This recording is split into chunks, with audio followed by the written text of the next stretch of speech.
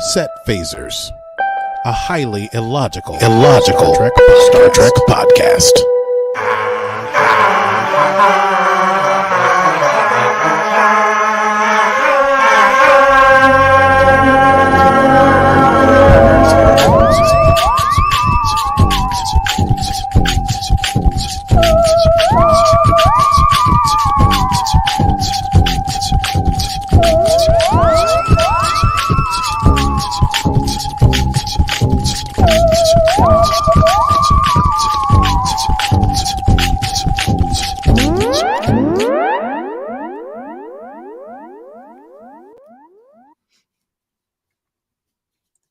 Hello, Aki. Oh, hello, Stevie. You caught me cleaning my glasses. I did. I'm back.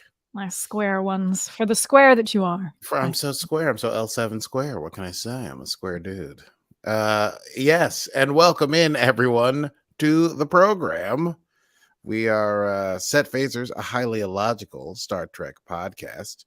And today we'll be talking about episode 3 of season 1.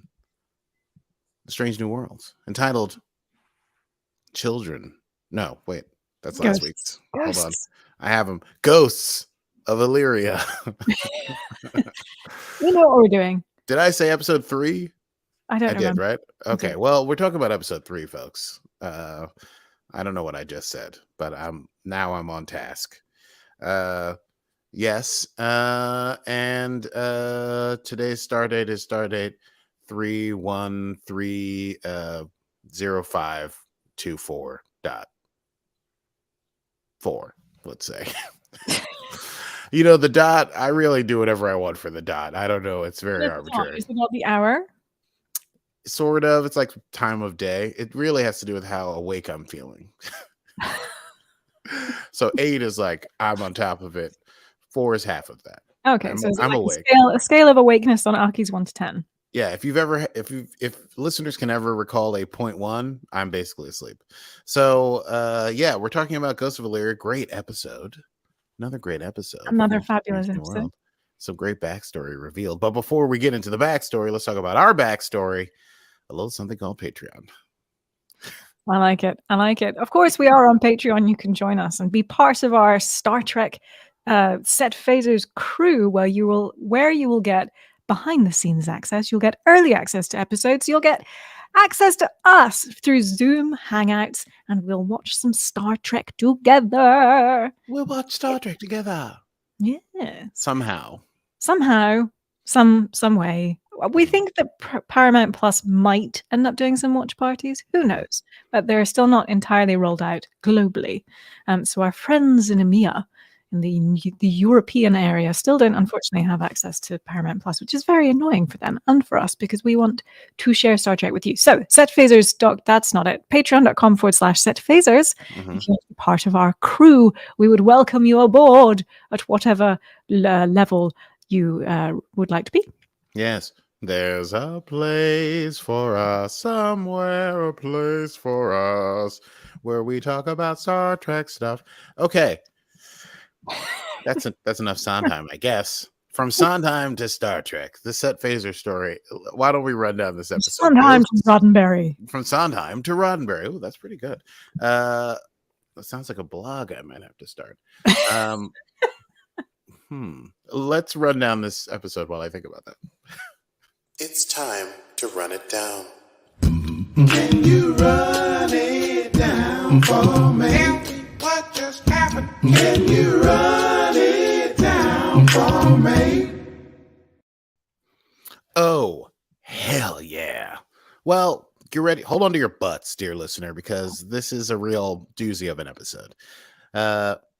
First of all, Stardate 1224.3. No biggie. They're at this planet called Hedimit 9. It's an abandoned Illyrian colony. Now, the Illyrians are a race of species that they're sort of devoted to genetic engineering. And so because genetic engineering is completely outlawed by the Federation, they've never been allowed to be part of the Federation. But here's an abandoned colony of one of their settlements. And so, you know, the Federation is curious to know what happened to the Illyrians on this planet. So there's a standing mission to discover what happened to them, but they have limited time on this particular planet because there are ion storms that sweep across the face of the planet periodically. And so we catch up to the crew, the landing party of the Enterprise. Pike and Una are looking at the storm. Pike wishes there was more time to explore, but it's time to go. They can't quite get in contact with the ship where they are. So they have to go out to this like particular like beaming up place. But there's some members of the crew who are also out of contact in the complex. And so Pike tells number one, hey, you get the rest of the crew up there. I'll chase down the stragglers. We get one view of a cat named Ensign Lance, and he opens a cupboard, and there's something moving in the cupboard, perhaps little ghost lights of some sort. But then Pike's like, hey, Lance, time to go. And so he splits.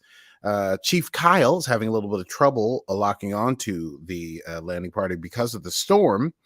And so he needs some extra power from Hemmer, who is a genius and makes it clear throughout. And so Hemmer's like, I'll get you some extra power. There's a little bit of a weird brownout in the ship as this happens, but it's enough to get the team up. However, Spock and Pike are left on the surface. Spock is down in the like library area, we guess, of this complex, and he says he's found some journals that may be relevant to the community that was here. And Pike is trying to hurry them to the rendezvous point. However, they cannot get a beam. They can't get a lock because the storm is too close, and so they're going to have to find shelter until the ion storm passes. Number one is a bit out of sorts, but is in charge of the ship. I made a note here to mention everyone has cool leather jackets when they're in the landing party, and I want one. She's running the ship. I thought that too. I was like, why they just get cooler as the Star Trek franchises continue. Yeah, I was like, whoa, leather jackets. They're like, oh, put on your away team clothes. Like, oh shit, what are we, a sweet biker gang? Yeah. So number one's in charge of the ship. Ortega's walking down the hall and sees Ensign Lance, the one we saw with the weird ghostly lights in the cupboard. And he's kind of like stripping down naked in the middle of the hallway, looking into one of these EPS conduits that's really light up. I assume it's a conduit. And he's saying it's too dark and then he needs to feel the light on his skin.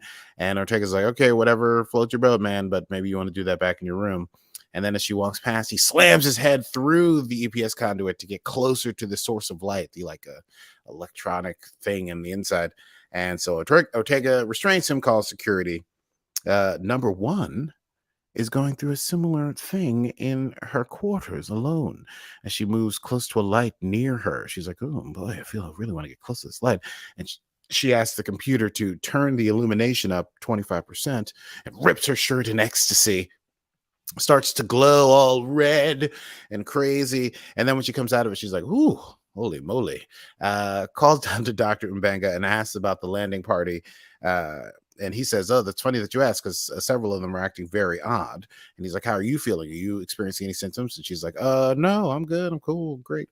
He's like, well, why don't you come down to sickbay just in case? So number one goes down to sickbay. We find out that there's basically the landing party has got some kind of weird thing going on. The only thing that will calm these people down who are like in a sort of like agitated state is having light poured onto their systems. And they will hurt themselves to get it if they don't. Once again, M'Benga asks if number one has exhibited any symptoms, and she lies, perhaps, and says that she is. It's a bald. Is it a bald or a bold-faced lie? I think it's a bald-faced lie. I think it's bald-faced lie. Bald, your face, not even hiding behind a mustache and beard. Your bald face would dare to lie to me. I don't know where that comes from. Something to Google some other time.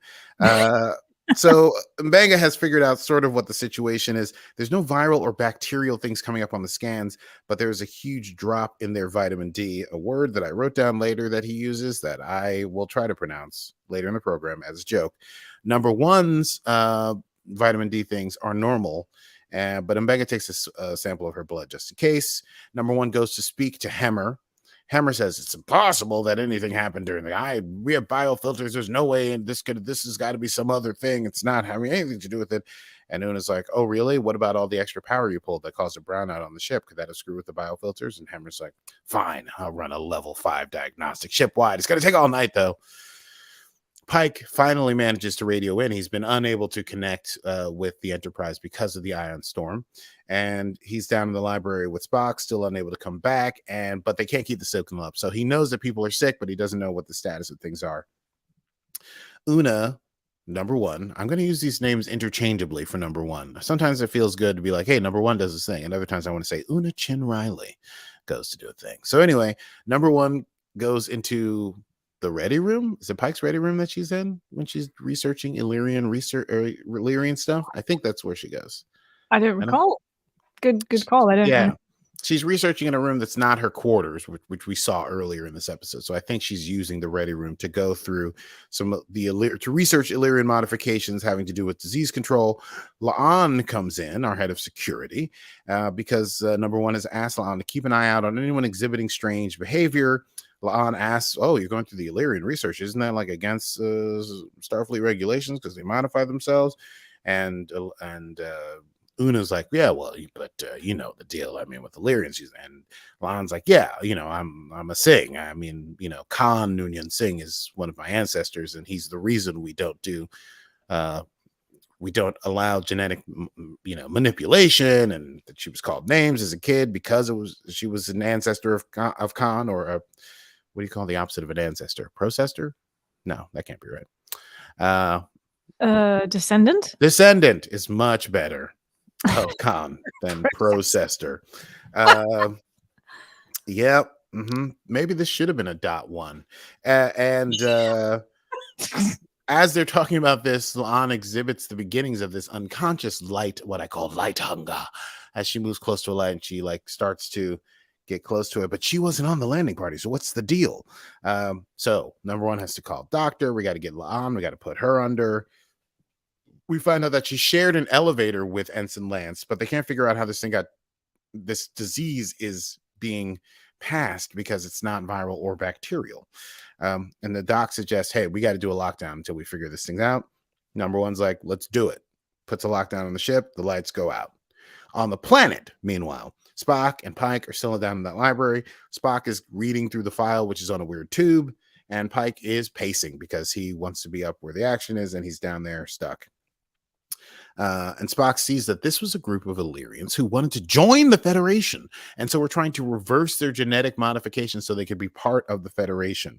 But Spock is only halfway through the records when they look out through a window and see entities flying on the wind, gold and ionic, humanoid, floaty, bright, Dementor-style things that sing and wail in the storm. Are they people? Who knows? Meanwhile, back on the ship, Uhura wakes up in darkness. She's super hot. She's sweaty. She's like, what's going on? She opens up her bunk to see that her bunkmates have created like a hollow sun and are standing around it like complete weirdos in their underwear. She turns it off. They turn around to her like, why did you do that? We need the light. And she's like, okay, you guys are sick. So they go to the sick bay. Hammer's still doing his, level 5 diagnostic. He comes in to check the emergency medical transporter. And M'Benga is curiously against this. Very, very agitated when Hammer goes to check on the transporter. As Hammer is working on it, the lights go out, and Hammer's like, that's weird. That shouldn't have happened just because I was running this diagnostic. And M'Benga's like, you're just making things worse. And Hammer's like, okay, point taken. I'm out of here. And as he leaves, we see that M'Benga had turned the lights off and on of his own accord. Behind his back, a little sleight of hand, a little prestidigitation, a little legerdemain. S'il vous plaît. Back on the planet. The entities are trying to get into the room that Spock and Pike are in, so they have to try to close the door. Spock gets injured in trying to get the door closed, but Pike is worried because it's so close to the jugular, and Spock's like, yeah, on a human, but not on me. And then the entities start banging on the door that they've managed to close, so they're like, maybe we better barricade this door to keep those things out. Number one, meanwhile, ever on the case, decides to follow Uhura's steps because why is she not infected if her roommates are infected? And sees that she slept in full darkness. And so they posit, her and Dr. M'Benga and Nurse Chapel, that the light has something to do with it. Number one realizes that light around the people who are infected has extra energy. And this is a disease that travels on light. and it makes people want to get closer to light, which means it, makes them more contagious. So number one suggests getting rid of all the light. But they're going to have to sedate everyone in sickbay to do that, because otherwise, they're all light addicts and they're going to freak out. So they sedate everyone. They turn the lights out. Number one is still looking at the Illyrian data. She's overriding all these classified things. And then there's a blackout, like not overload, but like, in the transporter room, the blackout has been ended. And when she calls down to find out what's going on, no response, heads to the transporter room. It's Hemmer. What's he done? He's transported a piece of the planet's mantle. It's like magma molten core up onto the transporter block. And he's trying to get it there because it's 10,000 degrees and he wants all that light and heat. And as he rushes forward toward almost certainly killing himself, number one hits him with the stun, picks him up very easily. Throws him over his shoulder like a sack of potatoes and walks him down to sickbay. Meanwhile, on the planet, Spock and Pike have barred the doors. Spock is still looking through the files, mentions that the Illyrians had mentioned there are things living in the storm, but the creatures only appeared when the Illyrians started to die from some strange disease. The creatures break down the door. Spock says there's no evidence of the Illyrians having been harmed by the creatures, but they do disarm Pike. Then a window breaks because of the storm, and the storm is getting in and all the ion stuff, and it's going to cook everybody up. But then the entities surround Pike and Spock. At first restraining them, but then they realize perhaps shielding them from the ion storm. The storm clears and the entities depart. Meanwhile, Una brings in Hemmer. Chapel wonders how she's carrying him. She's like, never mind, sedate this cat. Doc says he'll have to be next. His cholecalciferol levels are falling. And so it will be just the doctor and the nurse. Number one asks about her blood sample. She admits that she was already sick, that her immune system did what it did because it was already bioengineered to save her. She reveals Una Chin Riley, number one, is an Illyrian. Bum, bum, bum. Bum, bum, bum. Oh, no. Well, that's a big thing. What do you call those? Drop surprise? A drop? Drop? Big twist, drop? Not twist. Twist. That's a twist. Oh, twist. That's a twist. Yes. She's an Illyrian. So, of course, she got sick. And then when she did that weird thing with the light, her body was just like, cool, let me just burn up this weird disease in you because you've been genetically modified to keep diseases out of you. And Banga says, yeah, but your metabolism is insane. And Illyrians don't carry antibodies because they don't cure the diseases that are in them. They don't fight them with their immune system. They just burn the diseases out. So there's nothing to synthesize. There's no way for him to create a cure from her because her blood is completely clear, unless he had been there at the moment of infection. At that moment, La'an wakes up from her sedation, probably because she's a Sing. The doc is getting woozy and asks to be put out. And that is when number one goes back and sees that La'an is missing and Nurse Riley has been knocked out. And there's a warp core containment breach about to happen. Una runs down to the warp core. It's La'an. She's trying to open up the core so the place will be flooded with light, but also radiation that will kill everybody. And Una orders her to stop, and they have to fight, even though they're friends. To reset in hands. Boom, punch, kick, headbutt. And eventually, Una is able to restrain La'an, but La'an has overheard Una's admission that she is an Illyrian and says, "You've been lying to me. You're an augment. You're a monster. That's what they used to call me when I was a kid. You disgust me." And then the warp core breach is imminent, and as it's happening, Una starts to line up again like she did back in the old in her room. Meanwhile, on the planet, Pike is getting no response from the Enterprise. And they're also wondering why the plasma entities didn't also save the colonists if they saved Pike and Spock. Spock, ever logical, posits, hey, either they didn't save the colonists because of some condition that existed, maybe they didn't get along, or maybe they are the colonists. The sickness that Spock had been reading about is one where people had an affinity for light. Remember, they don't know anything that's going on in the ship. Maybe these people ran into the storm in order to be closer to the ion lightning, and perhaps they died, but maybe they were fused with the storm and became this weird storm creature. And as they're talking about this, another journal tube pops out, and they both go, "Oh, that's weird." And it is a thorough account of them renouncing their genetic manipulation, this colony of Illyrians, to join the Federation. Spock also decides it's worth mentioning that because they had reversed their bioengineering, that may have also led to the death of this colony. So it's curious, all the things at work here. Enterprise. Una wakes up Doc and Benga. Dose of radiation from the containment field made her body create an antidote, which Nurse Chapel was able to synthesize a cure from, using La'an's body, which made chimeric antibodies from number one. Does that make sense? I hope it does. Una goes to speak with La'an in the mess hall. They have it out a little bit, but then they decide, listen, it is what it is. They share a bowl of strawberries. Una says she can't remember what the yeah, I said strawberries. You said that word. Yeah, isn't that how do you say it? Strawberries. No, strawberries. That's how we say it in the States. No, it isn't. Yeah, totally. No, that's how we say it. That's how we say it. Strawberries. Evie, listen, I know you've been here for a while, but you're not a native like me. We say strawberries. They only say that word like that down south.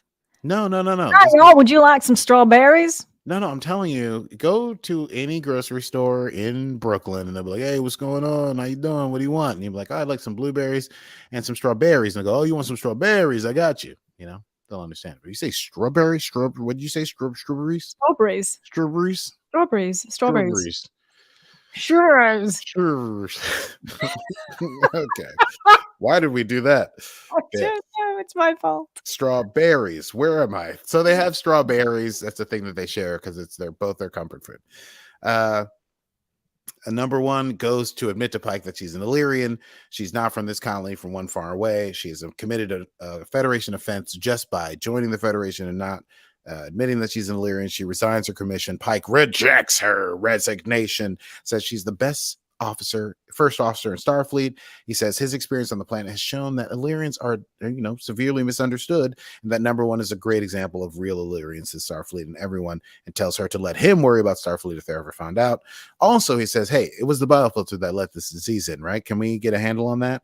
So Una goes to see M'Benga, and she reveals that she has the information from Hemmer's scan and that it was his medical transporter that allowed the virus in because he didn't let them update it when Enterprise was in space dock. Hemmer's diagnostic shows that M'Benga is keeping something in the pattern buffer. Doc says he didn't know that it was caused. It's an accident. Number one asks what's in there, and Doc says it's not what, it's who?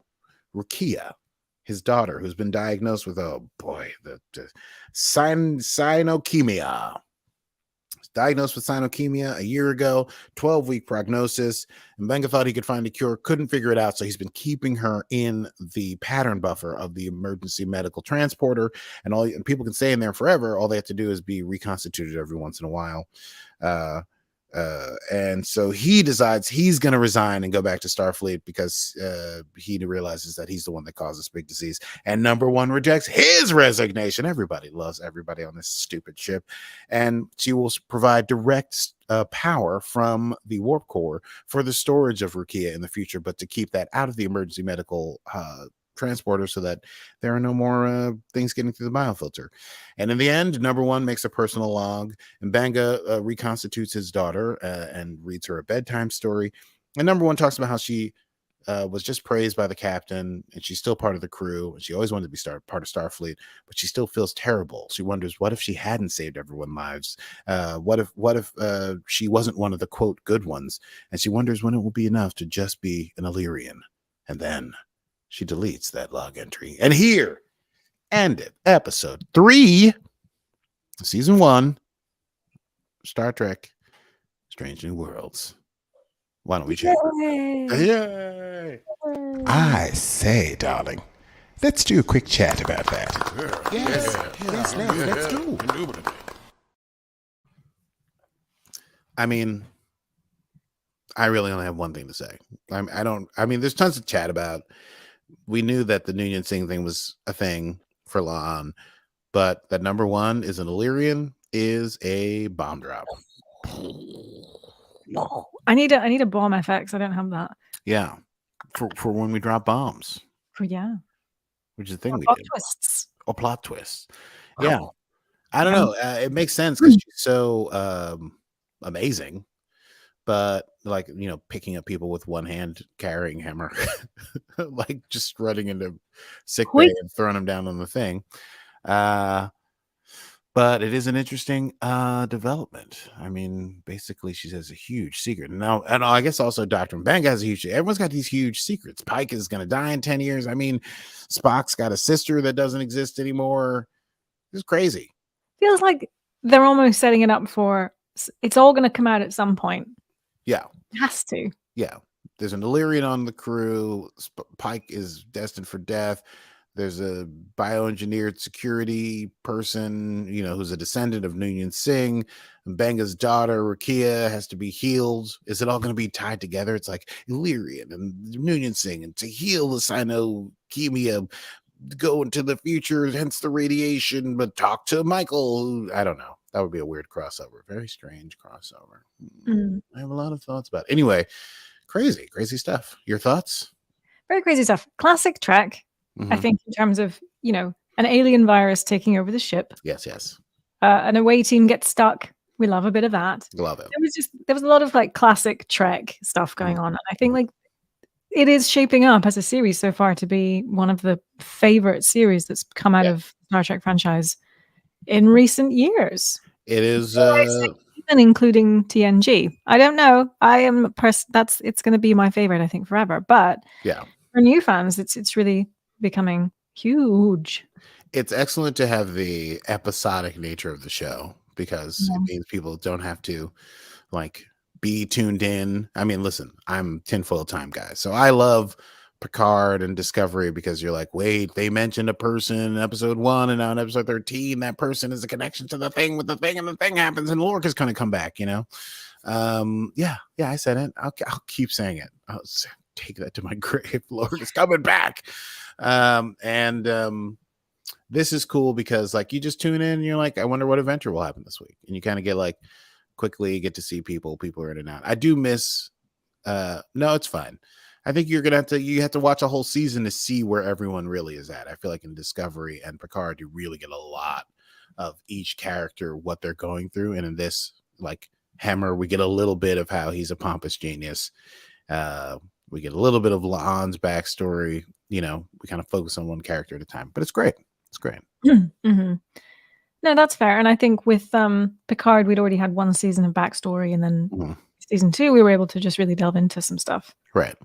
It's interesting. I'm 3 episodes in. I'm not quite ready to say it's going to be more beloved or better than TNG. It's like that's. I know. I agree with you. Yeah. But I think they're saying that Discovery certainly didn't pull in a lot of new non-Trek fans. Right. And I think this is pulling in some previously non-Trek fans. Right. Well, we'll see. We'll see how that lasts. I often listen. I know this is hot take because a lot of people are mad about Discovery and Picard, which is silly to me. And this is my opinion. But like, if you're liking Strange New Worlds and you're kind of like, ooh, because Discovery sucks, you got to understand that the only reason we have Strange New Worlds is because Discovery was such a hit with Trekkies.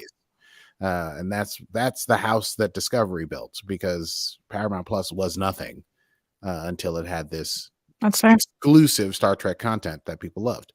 So whatever to that. I'm glad that there's as much Star Trek as possible. All the Star Treks.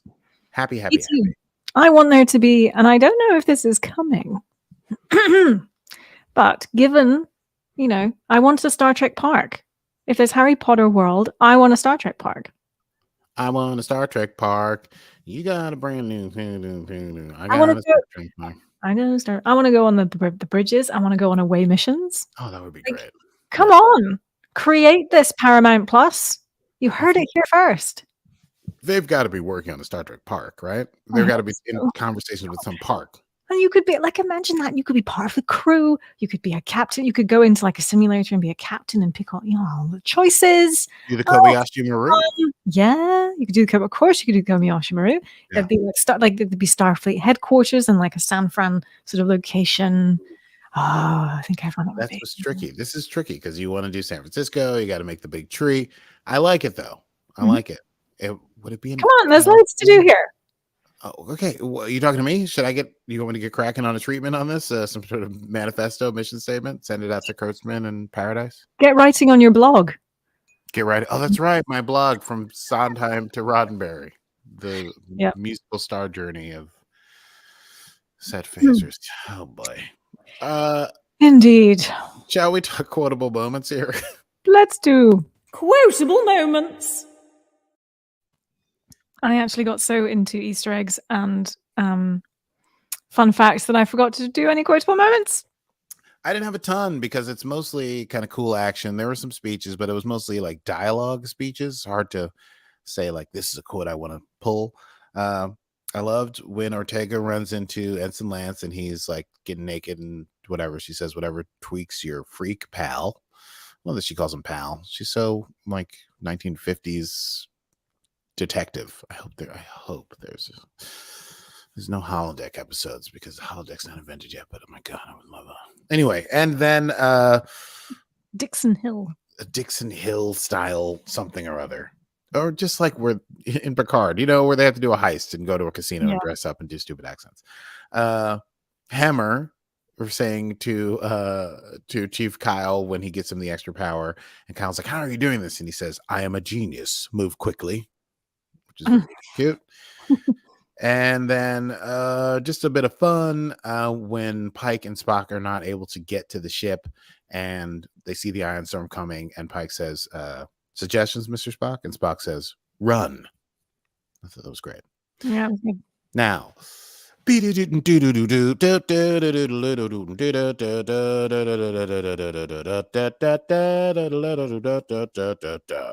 welcome, ladies and gentlemen, to Set Phaser's desk.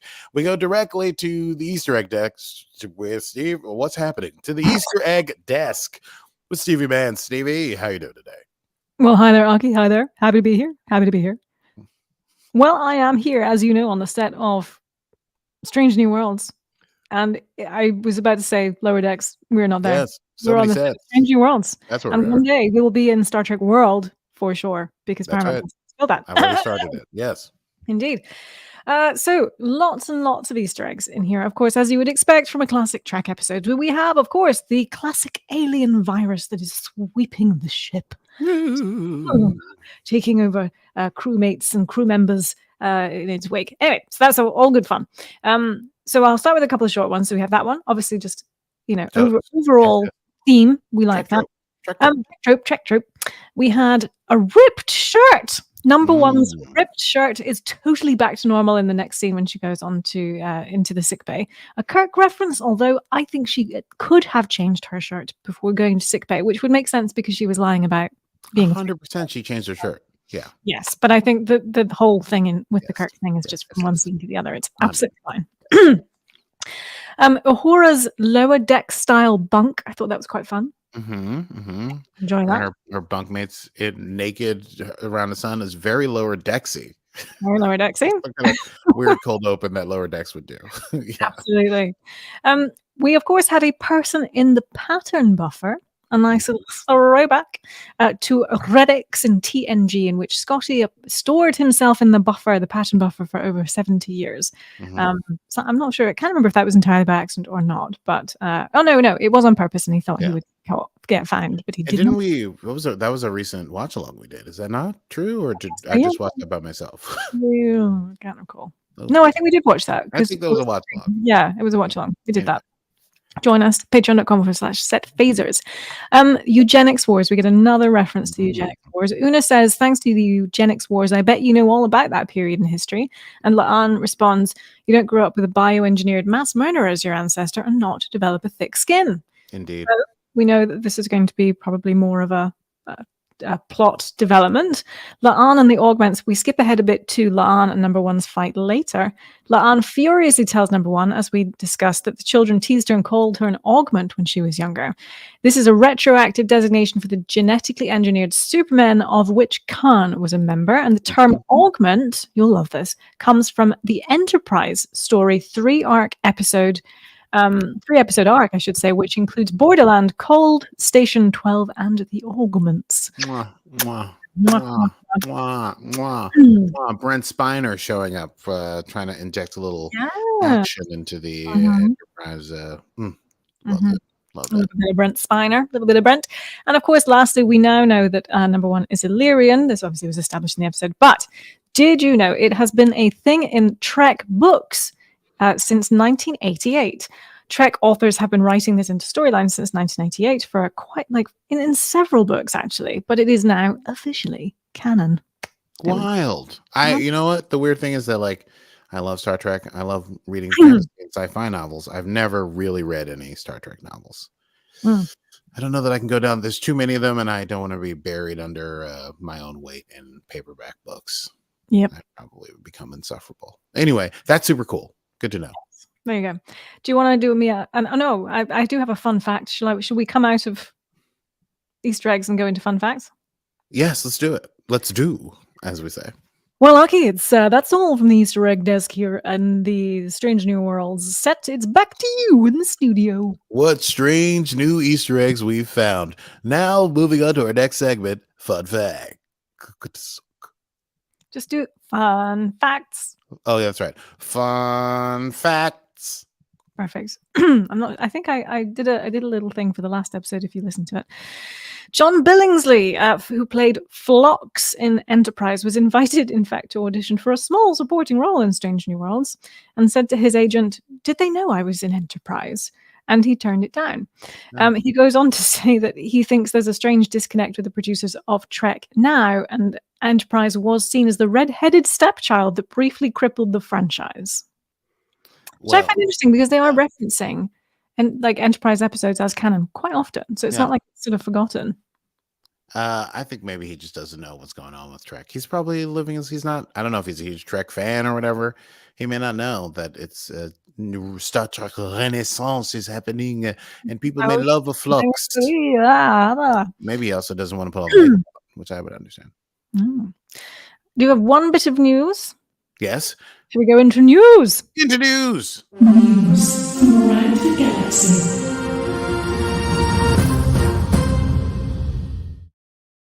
Oh, we love a bit of news.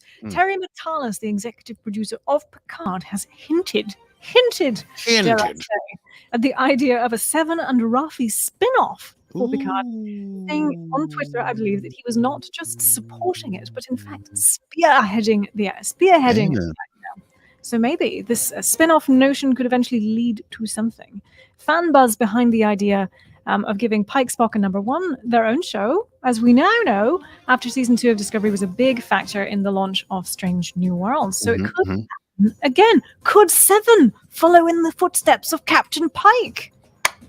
To be seen. Oh, I see. Yes, I was like, what? Yeah. To be determined. To have their own show. Show. And he also confirmed that the trailer for season 3 was Picard penning a letter to none other than Geordie LaForge. Geordie LaForge? Ah oui. Geordie LaForge. Mon ami Geordie LaForge, comment ça va? Anyway, that is the end of the news.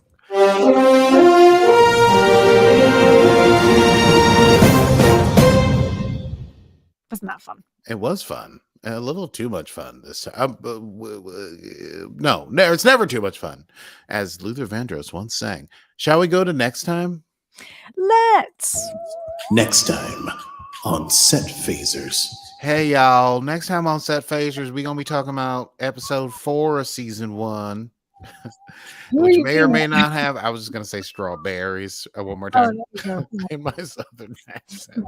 We'll be talking about episode 4 of season 1 of Star Trek Strange New Worlds. And I saw, because we're doing this so late, I saw a little preview of what the episode's about. Have you seen this preview? I think I did. I forget now. It's the Gorn. Oh, yeah. No, I didn't see that. Damn. Yes, I think they're fighting the Gorn, and it's a whole on thing, and it's called Memento Mori. Fun. Sounds Latin. Remember death comes with us all, I think is what Memento Mori means.